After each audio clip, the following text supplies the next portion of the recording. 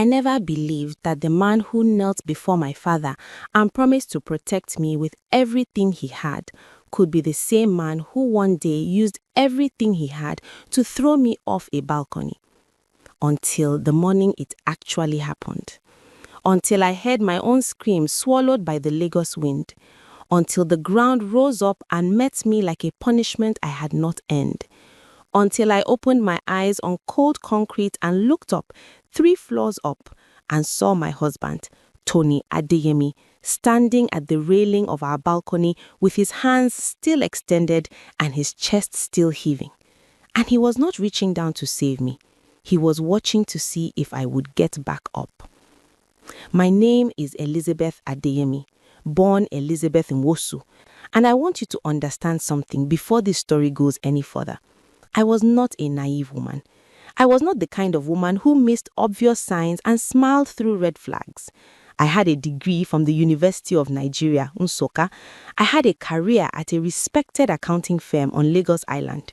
I had a mother who had prayed over me every single morning of my life, and a father, my papa, who had held my face in his hands when I turned 18 and said to me in Igbo, "Lizzie, a man who truly loves you will never use your weakness against you. Remember that." I remembered it. I just didn't recognize it when it was happening to me. Because that is the thing nobody tells you about slow destruction. It doesn't arrive with horns and a warning. It arrives wearing a navy blazer and a warm laugh. It arrives bringing you zobo and chin-chin because you mentioned once, just once, that you missed the taste of home. I met Tony in October 2019 at a housewarming in the mainland. He was standing near the drinks table with the kind of relaxed confidence that certain Lagos men carry like a second skin. Not arrogant, not loud, just settled, sure of himself in a way that felt at the time like safety. He asked for my name, I told him.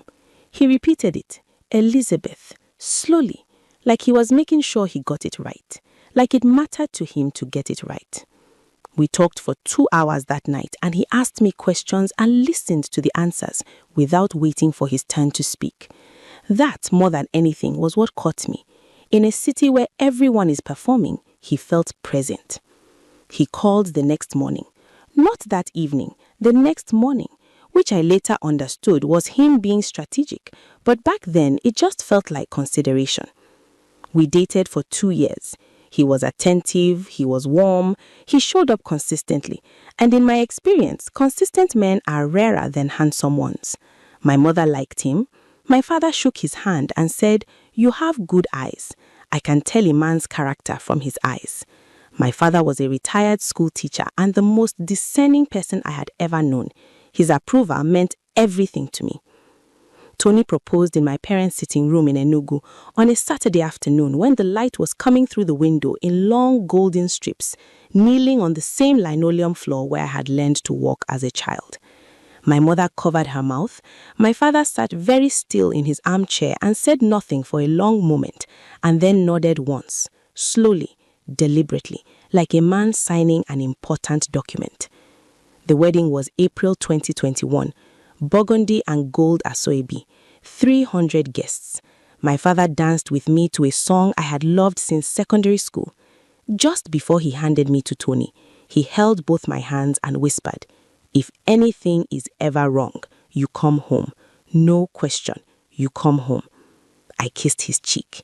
I told him nothing would ever go wrong. I walked into my marriage the way most women do, with my whole heart and both hands open. The first sign came 6 months later. Tony had lost a business contract, a real estate deal that had been building for months and then collapsed without warning. He came home on a Friday evening carrying one of those silences that have physical weight. I felt it the moment he walked through the door. I made egusi soup. I set the table. I sat across from him and asked softly how he was holding up. He looked at me across the table and said without any preamble, without any softness, "Your father still hasn't signed those property documents." I put my spoon down. We had discussed this before. My family owned 3 plots of land in Enugu, inherited from my grandfather, registered in my father's name. Tony had brought it up once, early in our marriage, as if it were simply a financial conversation, suggesting that if the land were transferred into our joint names, we could use it as collateral for a business expansion.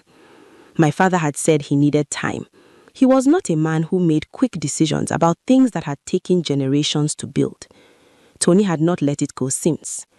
Time, he repeated, and the way he said it, flat, contemptuously, made my stomach turn. The room went silent in a way that had nothing to do with noise. I sat very still. I felt that crack. Not a break, not yet, but the first unmistakable fracture in the foundation of something I believed was solid. I told myself he was under pressure. I told myself it was the lost contract speaking and not the man I had married. I cleared the table, said nothing more, and lay in bed that night staring at the ceiling and telling myself I was overreacting. But the crack was there, and cracks, once they begin, do not heal themselves. Over the next 3 years, Tony brought up my family's land 47 times. I counted. Not because I was obsessive. I counted because each time he raised it, something in me needed to record it, needed to say to myself, this happened, this is real, you are not making this up. Because Tony was clever about it. He never raised it the same way twice. Sometimes it was gentle. Babe, have you spoken to your father recently about our future? Sometimes it was disguised as concern. I just think your family doesn't value what they have. Sometimes it came late at night, in the dark, when my defenses were low. Other wives invest in their marriages. Why is yours different? He began calling my father that man. He began skipping our trips to Enugu. He began suggesting, with increasing frequency, that my loyalty to my family was a betrayal of my loyalty to him, as if the two were in competition, as if love were a finite resource that could only flow in one direction. And slowly, the way erosion works, not in dramatic moments, but in the quiet accumulation of small losses, the man who had knelt on my parents' floor began to disappear, and someone harder, colder, more transactional began to occupy his body. I stayed because I loved who he had been. I stayed because I was raised in a world that tells women that a failing marriage is always, at its root, the woman's failure. I stayed because living felt like standing in front of 300 people in burgundy and gold and admitting that I had been wrong about everything. And then my father had his stroke. It was a Tuesday morning in March. My phone rang at 6:58 while I was still in the bathroom. I saw my mother's name and felt, before I even answered, that cold premonitory drop in the chest that means the call is not ordinary. Her voice was barely a voice. It was just breath and the shape of words. Lizzie, your father. Come home. Come home now.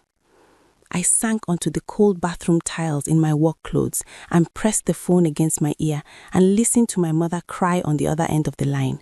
This woman who had never cried in front of me in 31 years of my life, and something inside me cracked so completely that I could feel the pieces. I called Tony immediately. He was in the sitting room. He came to the bathroom doorway and leaned against the frame while I told him, and I watched his face. I watched it carefully, the way you watch someone you love for reassurance in a moment of terror. And what I saw was not grief. It was not even sympathy. It was a brief, rapid calculation, the kind a man makes when a door he has been pushing against suddenly swings open. He said, "We should go to Enugu this weekend." Not, "Are you okay?" Not, "I'm so sorry, my love." Not, "Come here." Just, "We should go to Enugu." And I knew in that moment exactly what kind of man I had married. I just didn't yet know how far he was willing to go. If you've ever loved someone who turned your pain into an opportunity, keep reading, because this story is far from over. We drove to Enugu that Saturday. My father was in the hospital, Federal Teaching Hospital, a man who had spent 68 years being the strongest person in the room he entered, now lying in a bed with tubes in his arms and the left side of his face pulled downward like something heavy was dragging at it beneath the skin. The stroke had been severe. The doctors used words like significant neurological event and long recovery and limited mobility. My mother translated all of it for me in the corridor outside his room with red eyes and steady hands, because even in the worst moment of her life, she was trying to protect me from the full weight of it. I sat beside my father's bed for 4 hours that first day. I held his hand, his right hand, the one that still worked, and I talked to him. I told him about the office. I told him about the neighbor's dog that had been barking all week. I told him small, ordinary things because the large things were too heavy for that room. At one point, his fingers tightened slightly around mine. I made myself believe it was intentional. I needed it to be intentional. Tony spent most of those 4 hours on his phone in the corridor. On the second day, while my mother was at the pharmacy and I was in the hospital chapel saying the prayers I didn't know how to say anywhere else, Tony sat down with my father's younger brother, my Uncle Chuks, in the hospital waiting room. I didn't know about this conversation until 3 weeks later when Uncle Chuks called me, uncomfortable and apologetic, and told me what had been said. Tony had told him that he was concerned about the family's assets in the event that my father did not make a full recovery. He had said, calmly, casually, the way you discuss the weather, that it would be wise and practical for the land to be transferred now while things were being reorganized. He had even brought printed documents, transferred documents, already prepared. He had gone to Enugu with transferred documents in his bag while my father lay upstairs with tubes in his arms. And when Uncle Chuks told me, I had to set the phone down and walk to my window and stand there for a long time just breathing, because if I opened my mouth in that moment, I didn't know what would come out. Then I picked the phone back up and I said, "Thank you for telling me, Uncle. Please don't sign anything." Uncle Chuks said, "Lizzie, I didn't like the way he spoke. He spoke about your father like your father was already gone." I said, "I know." And I went to our bedroom and I looked at my husband's overnight bag sitting in the corner and I understood completely, finally, with no room left for softness, that the man who had knelt on my parents' floor began to disappear, and someone harder, colder, more transactional began to occupy his body. I confronted Tony that evening. He was sitting at the small kitchen table in my parents' house, eating the stew my mother had left, scrolling through his phone with the comfortable ease of a man who believes himself untouchable. I sat down across from him. I folded my hands on the table. I said, "Tell me about your conversation with Uncle Chuks yesterday." He didn't even flinch. He set his phone down, leaned back, and looked at me with an expression I can only describe as bored patience. The look of a man who has been waiting for this conversation and has already decided how it will go. "I was looking out for us," he said. "You brought transferred documents," I said. "You brought them in your bag. Before we even left Lagos, you had them prepared. Someone has to think practically in this family. My father is in a hospital bed. And if he doesn't recover," his voice was very calm, "then what happens to the property? It goes to your uncle, to distant relatives, we lose everything. That's what you want?" "Tony," my voice was quiet. I was surprised by how quiet it was. I said, "Tell me the word we one more time tonight in reference to my father's land, and I will leave this house and I will not come back to it tonight. Do you understand me?" Something passed across his face then, a flash of something, not the bored patience anymore, something sharper, something that sat in his eyes like a warning. He said, "You need to choose, Elizabeth, your family or your marriage." And I said, "That is not a choice a real husband asks his wife to make." I slept in my childhood bedroom that night. I lay in my old bed under the same ceiling I had stared at as a girl, and I thought about every small moment in the past 3 years that I had explained away, every sharp word I had smoothed over, every knot in my stomach I had chosen to unknot with patience and prayer. I thought, how did I get here? And then the harder question, how do I get out? We returned to Lagos on Sunday. Tony was silent for most of the drive, Not the weighted silence of grief or the warm silence of two people comfortable together, the operational silence of a man rearranging his strategy. I was silent too, but mine was different. Mine was the silence of a woman who has finally stopped arguing with what she already knows. The following weeks were a cold performance on both sides. Tony was polite at the surface. He came home at reasonable hours. He ate what I cooked. He asked about my father's recovery in the same voice you'd ask about the weather. But underneath the politeness, something had shifted irreversibly. We were no longer a couple navigating a difficult season. We were two people occupying the same space and watching each other. My father was recovering slowly. The doctors were cautiously optimistic. His speech was returning, his right side was strengthening, and twice during my video calls with him, he managed to smile with both sides of his face. I held those moments close. I stored them the way you store warmth against a coming cold. At the office, I began doing something I had never done before. I started calling the law firm that handled my family's land documents. Just to understand, just to know what could and could not be done without my father's active signature, just in case. The lawyer, a calm woman named Mrs. Obiageli, walked me through everything. And then she said something that stopped me mid-breath. She said, "Mrs. Adeyemi, I should let you know that someone called this office 3 weeks ago asking similar questions.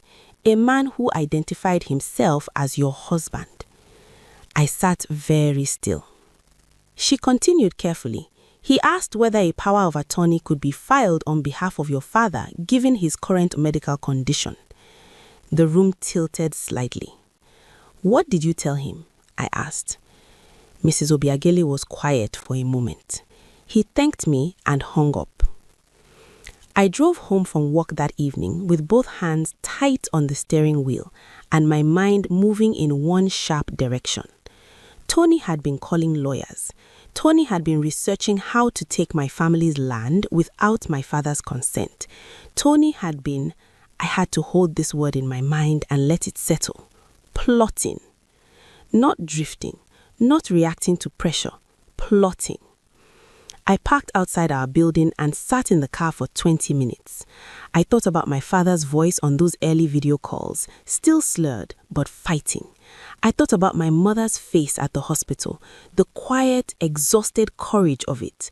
I thought about my wedding day and my father's one instruction: if anything is ever wrong, you come home. I was ready to come home. But first, I needed to understand exactly what I was dealing with. And Tony, that weekend, was going to show me. If you are watching this and something in this story feels familiar, hold on, because what happens next will shake you. It was a Saturday, late April. The kind of Lagos evening where the heat breaks just after 6 and the air becomes briefly, beautifully bearable. I had spent the afternoon on the phone with my mother. Papa had been moved out of intensive care. He was sitting up. He had asked for his reading glasses. My mother said those words and laughed, a real laugh, the first I had heard from her in weeks. And I laughed too. And for a few minutes, I was just a daughter who loved her parents, and the worst of it felt manageable. Then I hung up and walked into our sitting room and found Tony reading through a folder of documents at the dining table.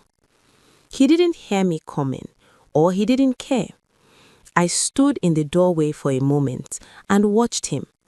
He was moving through pages methodically, running his finger down margins, making small notations with a pen.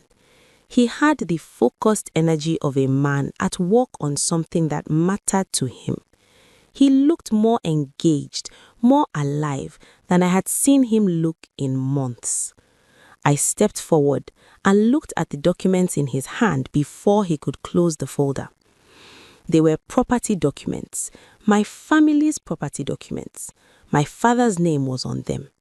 And on the top sheet, in Tony's handwriting, were 2 words circled and underlined: transfer, urgent. Something white hot moved through me. I felt it in my hands before I felt it anywhere else. Where did you get those? My voice was very level, true level, the voice of a woman who has just passed the border between hurt and something else. Tony looked up. He closed the folder slowly. I had copies made when we were in Enugu, he said. Those are my father's private documents. They are our family's documents. No. I crossed the room. I put my hand on the folder. They are my father's documents, my family's documents, and you have no right. He pulled the folder back, hard. We stood on opposite sides of the dining table and looked at each other, and in that moment, the last membrane of pretense between us dissolved completely. There was no more performance, no more careful politeness. We were exactly what we had become. Elizabeth. His voice shifted. It dropped into something low and deliberate. I have been patient with you for 4 years. 4 years of watching your family disrespect me, hold back what should be ours, treat me like I am not enough. I am telling you now, calmly, I am telling you, this needs to end. Patient? The word came out of me like something physical. You call it patience? You went behind my back to call lawyers? You went to Enugu with transfer documents while my father was on a drip? Your father is a sick old man who may never fully recover. He said it the way you state a fact.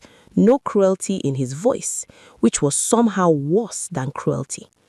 If you don't act now, those plots will be tied up in inheritance disputes for years. I am trying to secure our future.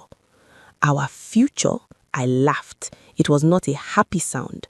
Tony, you don't care about our future. You care about that land. You have always only cared about that land. Something crossed his face. A muscle moved in his jaw. Sign the consent form, he said. As his daughter, you can initiate the transfer even in his absence. Mrs. Obiageli told me. Mrs. Obiageli told you nothing that she didn't report back to me, I said, and I watched the surprise move through his face. I know you called her. I know everything, Tony, everything. The silence that followed was the most dangerous silence I had ever sat inside. Tony stood up from his chair slowly. He straightened his shirt. He looked at me with those eyes, the ones my father had said were good eyes, the ones I once believed held warmth. And what was in them now was not warmth. It was not anger either. It was something colder than anger, something that had been waiting. Come outside, he said. I want to talk to you properly. We can talk here. Elizabeth. Just my name, but the way he said it made the hairs on my arms stand up. Come outside. I don't know why I followed him. To this day, I ask myself that question. I think part of me still believed, still clung to the ghost of the man I had married, that outside meant fresh air and lowered voices and the possibility of being heard. He opened the balcony door. I walked through. The Lagos evening air hit me, warm and soft, carrying the smell of suya from the street vendor 3 floors below. I heard music from a neighbor's apartment. I heard children somewhere. Ordinary sounds, normal Saturday evening sounds. And then, Tony's hands were on my shoulders. And then, they were not holding me. They were pushing. It happened in less than 2 seconds. Less than 2 seconds between standing on my balcony and falling through the air. And in those 2 seconds, I heard myself scream. I felt the railing scrape my right arm. I felt the terrible rush of empty space beneath me.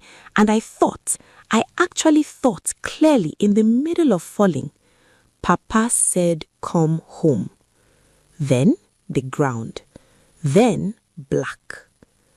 I woke up to a woman in a yellow wrapper pressing her hands to my face and calling on Jesus, and to the sound of more voices than I could count, and to pain that started in my left side and radiated outward like a map of everything that had broken.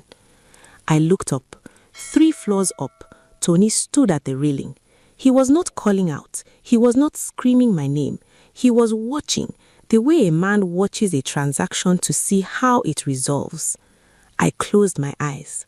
I thought, I am alive. I am still alive. I thought, he is going to pay for this.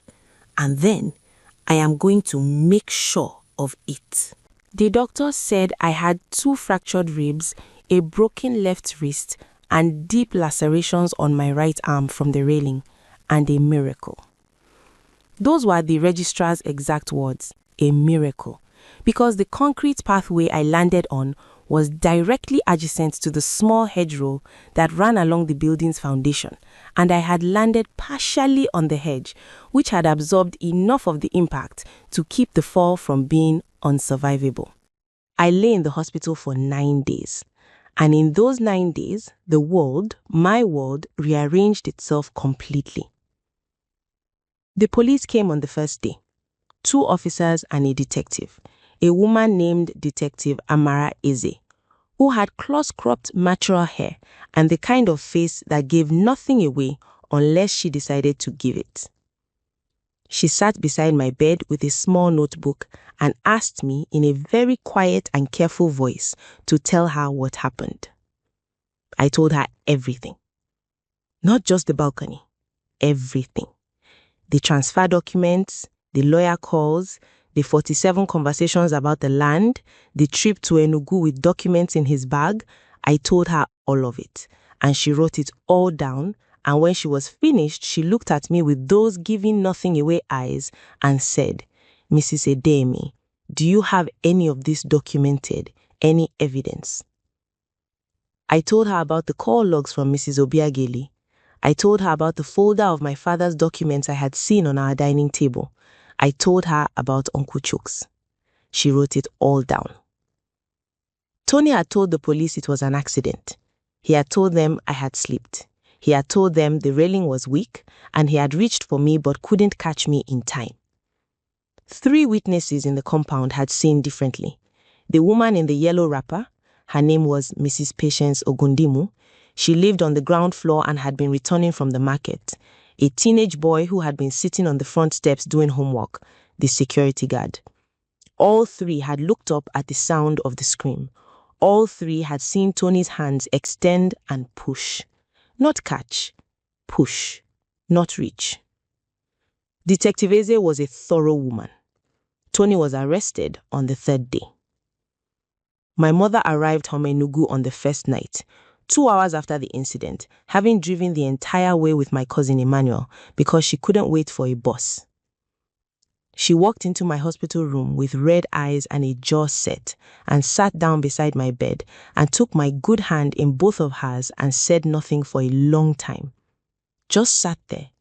Her presence was the most stabilizing thing I had ever felt. Then she said, "Your father knows. We didn't tell him everything, just that you are in an accident and you are safe. He kept saying your name until we told him." I turned my face away from her because I didn't want her to see me break. She held my hand tighter. "He also said to tell you, come home." I had a visitor on the 5th day that I did not expect. Tony's mother, Mrs. Folake Adeyemi, arrived at the hospital in a black lace blouse and full makeup, which told me everything about the nature of the visit. She was not coming as a woman in grief, she was coming as a strategist. She sat down without asking if she could sit, which was also telling. "Elizabeth, I want to speak to you as a mother." "You should have spoken to your son as a mother a long time ago." Her jaw tightened, but she maintained her composure. "My son made a terrible mistake. He is a man under pressure. The business stress, the family situation.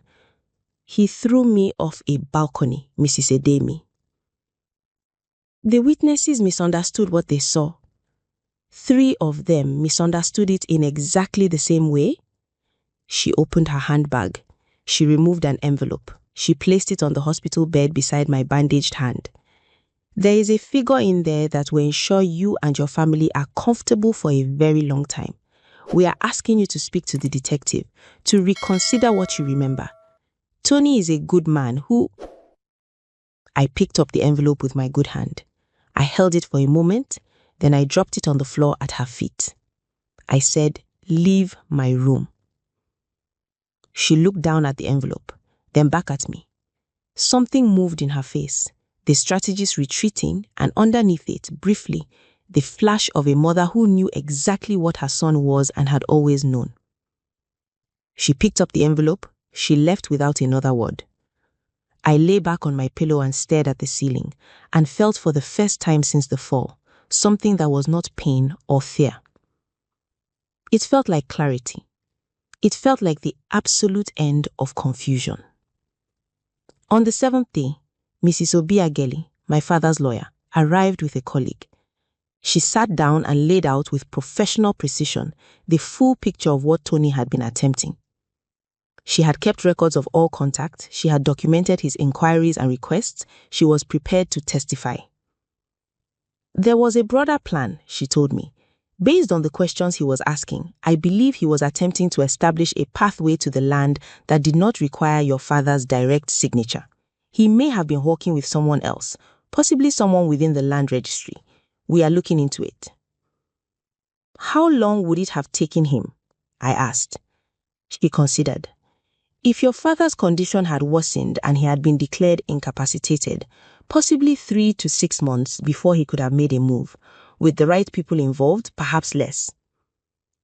I thought about my father asking for his reading glasses. I thought about him smiling with both sides of his face. Make sure everything is documented, I said. Every piece of it. We already have, he said. On the 9th day, before I was discharged, Detective Eze came to see me one final time. He sat down. He looked at me with those careful eyes. The charge has been upgraded from assault to attempted murder. Given the height of the balcony and the physical nature of the act, the prosecutor believes the intent was clear. The witness statements are credible and consistent. There is also a phone record from 3 days before the incident that we are still examining. I nodded. Mrs. Edemi, and for the first time I saw something behind the careful eyes. Something almost personal, almost warm. You need to know that you did nothing wrong by staying in that marriage. People stay. That is human. What matters is that you are here and he will answer for this. I looked at her for a moment. I know I did nothing wrong, I said. And I meant it, fully. For the first time, without any shadow of self-doubt sitting behind the words, I meant it completely. My father found out the full truth on a Thursday evening in May, 5 weeks after the fall. We had been protecting him, managing information, softening edges, waiting for him to be strong enough. But my father was not a man who stayed on the outside of things that concerned his family. He had been asking questions. He had been listening to the gaps in our careful answers. And eventually, sitting in the recovery room of his Enugu hospital with his speech restored and his right hand steady and his mind as sharp as it had ever been, he asked my mother directly. My mother told him everything. She told me later that he didn't speak for a long time afterward. He just sat with his hands in his lap and looked out of the window at the compound below. Then he asked for his phone. Then he called me. It was 7:40 in the evening. I was in my childhood bedroom in Enugu. I had come home, as he had always told me to. And when his name appeared on my screen, my heart contracted sharply. Papa? Lizzie. His voice was slower than it used to be, textured differently by the stroke's aftermath, but the weight behind it was exactly the same, the authority of a man who has always known his own mind. Are you in the house? Yes, Papa, I'm home. Good. A pause. Are you healing? Yes. Another pause. Longer. I want you to know, he said, that when I look at what happened, I do not feel sadness for the marriage. I feel sadness that I did not see him clearly when he was in my house, that I shook his hand, that I trusted my daughter to a man who saw her as a vehicle. My throat closed. But Lizzie, he did not get what he came for. He planned and he schemed, and at the end of all of it, my land is still mine, and my daughter is still here, and he is in a cell answering to a judge. That is not failure. That is the end he built for himself. I pressed the phone hard against my ear because I needed his voice close. Come and see me tomorrow, he said. I want to see your face. Yes, Papa. And Lizzie, yes? You were never the problem. I want you to know that I know that. I sat in the dark of my childhood room after the call ended, and I cried. Not the frightened, lost crying of the weeks before, but something else, something cleaner, the kind of crying that is also relief, also release, also the body's way of letting go of weight it has been carrying too long. Tony Adeyemi's trial began in late June. I will not give you every detail of those proceedings because some of it belongs only to me, but I will tell you what mattered. The 3 witnesses testified clearly and consistently. Mrs. Patience Ogundimu, the woman in the yellow wrapper, stood in that courtroom and described exactly what she had seen with the plain, unornamented certainty of a woman who knew what she knew. The teenage boy, 17 years old, a secondary school student named Kolade, testified that he had watched the whole thing happen before I even hit the ground. The security guard confirmed the rest. Mrs. Obiageli presented the documented record of Tony's attempts to access my family's property, the call logs, the inquiries to the land registry, the transfer documents he had brought to Enugu, the phone number Detective Eze had traced. It led to a junior official in the State Land Administration Office who, faced with his own legal exposure, cooperated fully. Tony's lawyer argued throughout that it was an accident, that the railing was faulty, that Tony was reaching to save me, not to harm me. He argued it with professional persistence, and I sat in that courtroom and watched Tony in his suit, listening to his own defense, and I thought about the expression on his face at that railing. I thought about the relief I had seen there. The judge was a woman in her 60s, named Justice Ngozi Okafor. She had the face of a person who had been hearing the full range of human behavior for many years and had stopped being surprised by it. When she delivered her verdict, she did it without theater, without extra words, just the clean, measured language of a court document made audible. Guilty of attempted murder. Guilty of criminal conspiracy to defraud. 10 years. The courtroom moved. I sat still. Tony turned and looked at me from the dock, and I want to be honest about this moment because I think it matters. I had expected to feel triumph. I had been prepared to feel something large and dramatic. Instead, what I felt was quiet, a stillness that went all the way down. He had given 4 years of my life to this plan. He had used my love as a tool and my family's vulnerability as an opportunity. He stood at a railing and extended his hands towards me and made a decision about my life and my death based on land he was never going to own. And sitting in that courtroom, watching the officer move towards him, I thought, I paid a very high price for this truth, but I know now completely who I am, and he does not get to take that. I looked at him one final time. Then I looked away. My father was well enough to walk with a cane by September. I was there the first morning he walked from the bedroom to the front veranda under his own power. He moved slowly, my mother behind him, my hand near his elbow but not holding it because he wanted to do it himself. He needed to do it himself. He reached the veranda and stood for a moment in the early morning light with the Enugu air around him and the sound of the compound beginning its day. Then he looked at me and said, "Just this, only this. The land is yours when I am gone. Not half, not shared. Yours. I am changing the documents next week." I said, "Papa, you don't have to." "I am not doing it because of him," he said. "I am doing it because it was always supposed to be yours. I should have done it properly from the beginning." I held his hand. He let me. We stood there on the veranda in the morning light, and I thought about the girl who had learned to walk in that house, and the woman who had come back to it broken, and the woman standing there now, fractured in some places, scarred in some places, but standing, still standing. I went back to work at the accounting firm in October.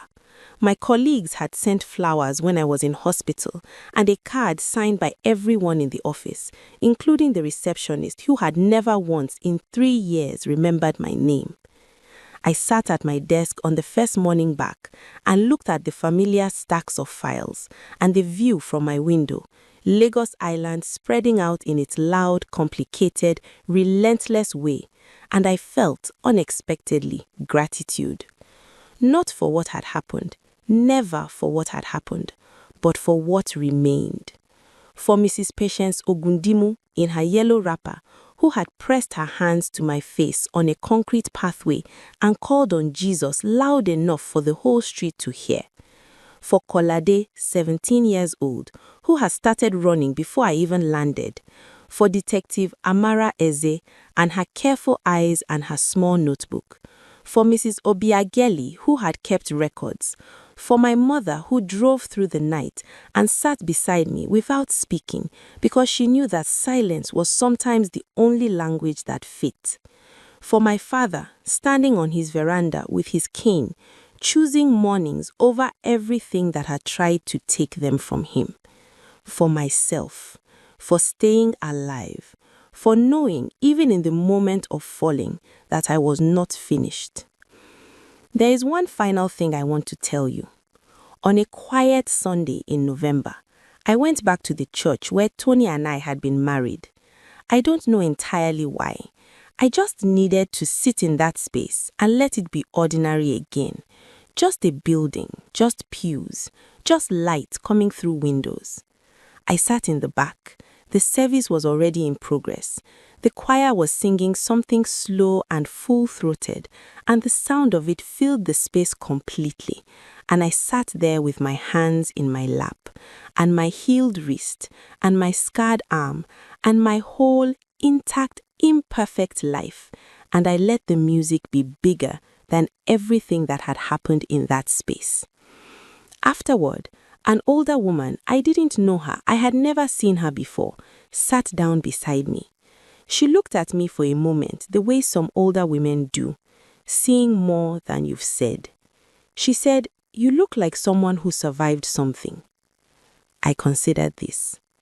I said, "I did." She nodded, as if this were the correct answer. She said, "Good. That is the whole work.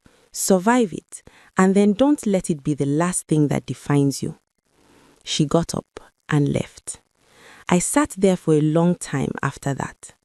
Then I got up.